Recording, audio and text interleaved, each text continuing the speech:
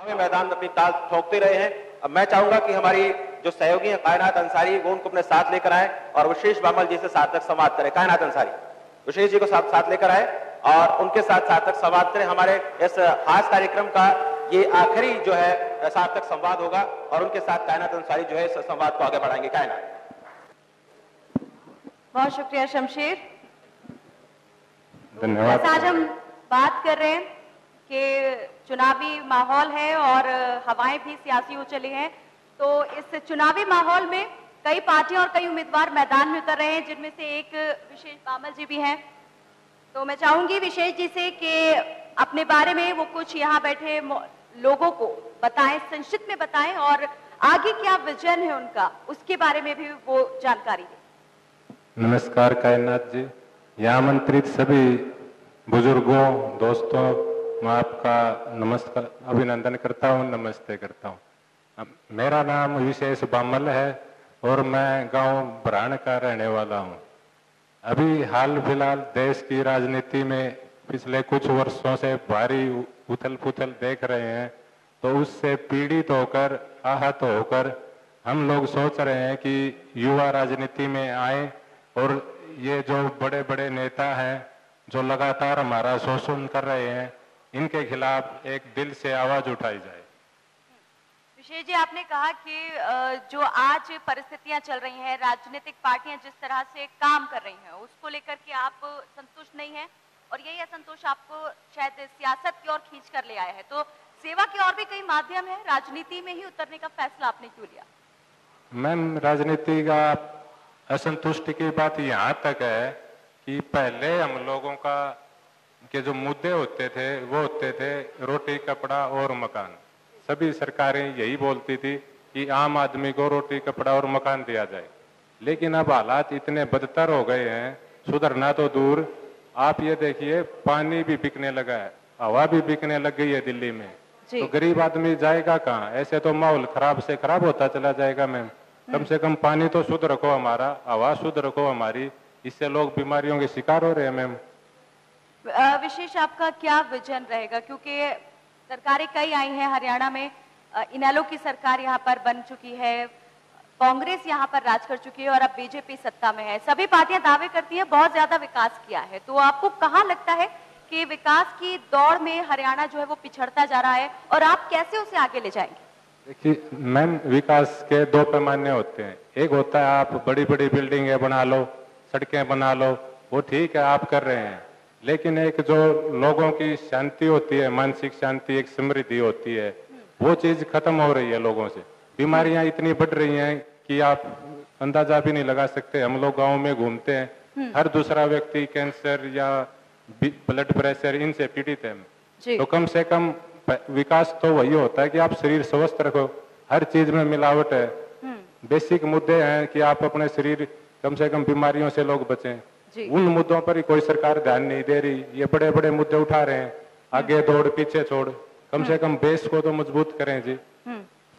विशेष कई मंझे हुए जो सियासतदान हैं, पार्टियां हैं, मैदान में इस वक्त मौजूद हैं और आप अभी शुरुआत ही कहेंगे कि की है, ज्यादा पुराने नहीं है राजनीति में, 2 साल ज्यादा से ज्यादा आपको हुए हैं अभी राजनीति में उतरे हुए। तो क्या लगता है इस दौर में आप कितना आगे तक जाएंगे और कितनी मजबूती से यहाँ टक्कर देंगे? मजबूती तो मैम ऐसा है कि हमारा जो हल्का महम 24 है जी, इसकी पकड़ बहुत जबरदस्त है। बात सारी यही खड़ी होती है कि क्या पूरा महम 24 हल्का साथ देता है। अगर साथ देता है तो मैम हम हारने की बजाय काफी बड़े मार्जिन से जीत जाएंगे, लेकिन कभी नए हैं तो देखो कितने लोगों का विश्वास जीत पाते हैं। लेकिन जो भी आज बड़े नेता बने हैं, कभी ना कभी उन्होंने जीरो से ही शुरुआत की है। संघर्ष तो मैम बहुत करना पड़ेगा अभी सालों साल, तब जाके हम शायद समाज के लिए कुछ बदलाव ला पाएंगे और संघर्ष के लिए हम तैयार हैं। समाज में बदलाव लाने की बात आपने की है और 2 साल से आप राजनीति में भी अपनी एक तरह से भागीदारी यहाँ दे रहे हैं। इस 2 साल के अरसे में आपने कितने अब तक काम है जनसेवा के वो अब तक कर दिए हैं और कहाँ बदलाव देख रहे हैं कि कुछ उनसे फर्क पड़ा है? क्या मैम?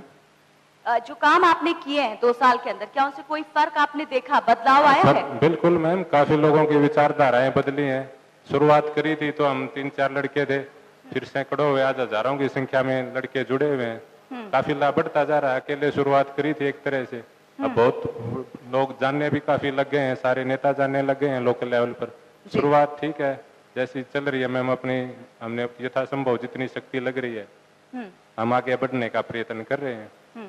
विशेष हर पार्टी यहाँ पर बात करती है युवाओं को लेकर, किसानों को लेकर, रोजगार का मुद्दा उठाया जाता है, सुरक्षा की बात होती है, लेकिन इलेक्शन बीत जाता है, सत्ता में जब कोई पार्टी आ जाती है, सरकार बन जाती है, उसके बाद ये जो मुद्दे हैं कहीं गौड़ हो जाते हैं। तो आप कैसे देखते हैं, इनको हल कैसे कर पाएंगे अगर लोग आपको सेवा का मौका देते हैं? मैम, लोग अगर सेवा का मौका देते हैं तो आप ये देखिए, मुद्दे गौण इसलिए होते हैं क्योंकि नेता तक आम आदमी की इतनी पहुंच नहीं होती। उनके चारों तरफ 50-100 व्यक्ति होते हैं जो चक्कर बनाकर उसके चारों तरफ घूमते हैं और वो अकेले काम नहीं कर पाते। अब जितना फंड आता है, मान लीजिए MP का फंड आता है, MLA का आता है, आप कमेटियां बना दीजिए क्षेत्र वाइज, 11 लोगों की, 21 लोगों की, उन लोगों तक आम आदमी की पहुंच होती है। अभी एक मैं सर्वे पढ़ रहा था तो अपने कई सांसद थे, RTI से इंफॉर्मेशन मिली थी, जो हरियाणा के सांसद थे, किसी ने 30% फंड यूटिलाइज किया, किसी ने 40%। अगर वो 100% करते तो स्थितियां और भी अलग होती। तो लोग कर ही नहीं पाते हैं। अपनी मेहनत करो, आम आदमी को हाथ में सत्ता सौंपो जितना हो सके। आप तो सिर्फ एक इंस्ट्रक्टर की भूमिका में रहकर राजनीति करेंगे कि भाई एक चेकिंग रखें कि हाँ भाई ये लोग बेईमानी तो नहीं कर रहे, सारा फंड अपनी जनता के हाथ में सौंप दो आप। विशेष एक अंतिम सवाल मैं करना चाहूंगी यहाँ पर, जैसे मैंने पहले भी कहा कि कई जो पार्टियां यहाँ पर अपना नाम एक तरह से स्थापित कर चुकी हैं सत्ता के अंदर, सियासी मैदान में, उनके साथ आप मुकाबले में उतर रहे हैं। ये संघर्ष कितने लंबे समय तक जारी रहेगा और कैसे आप लोगों तक अपनी बात, अपनी आवाज पहुंचाएं? मैम, संघर्ष जारी रहने की तो ये बात है कि हमारी जो ये धरती है, रोहतक क्षेत्र, ये क्रांति के लिए विख्यात है। इन लोगों के एक सेकंड में भी ये क्रांति कर किसी भी शक्तिशाली नेता को पलट सकते हैं। 1975 में JP जी ने यहीं से इमरजेंसी के खिलाफ आंदोलन शुरू किया था। तो संघर्ष लंबा चलने का कुछ पता नहीं होता मैम। लोगों के अगर बात दिमाग में आ गई तो यहाँ के लोग इतने दबंग व्यक्ति हैं कि वो रातों रात पासा पलट देंगे। विशेष युवा हैं आप और पढ़े लिखे भी हैं, तो आगे किस विजन को लेके आप बढ़ेंगे? आगे मैम सबसे पहले तो स्वास्थ्य है कि हमारे घरों से बीमारियां निकलें जो ना केवल हमें शारीरिक रूप से कमजोर कर रही हैं बल्कि आर्थिक रूप से भी काफी नुकसान हो रहा है। हर छोटा छोटा टेस्ट हजारों रुपए में होता है। गरीब आदमी बड़े बेहाल हो चुका है, इतनी बीमारियां बढ़ चुकी हैं। दूसरा मैम, शिक्षा, संस्कार, आजकल हिंसा इतनी फैल रही है समाज में, लोगों की सहन शक्तियां खत्म हो रही हैं। तो एक अच्छे संस्कार देंगे, अच्छा खाने को मिले, खाने में मिलावट ना हो, ये बेसिक चीजें मैम। बड़ी चीजों पर तो निर्दलीय हैं, बात कर ही नहीं सकते। हम तो बेसिक चीजों पर बात कर सकते हैं, उसी पर अपना ध्यान रखेंगे। चलिए, बहुत शुक्रिया विशेष बामल, आप हमारे साथ यहाँ पर जुड़े और इस संवाद में हिस्सा लेकर के इसे सार्थक यहाँ पर बनाया।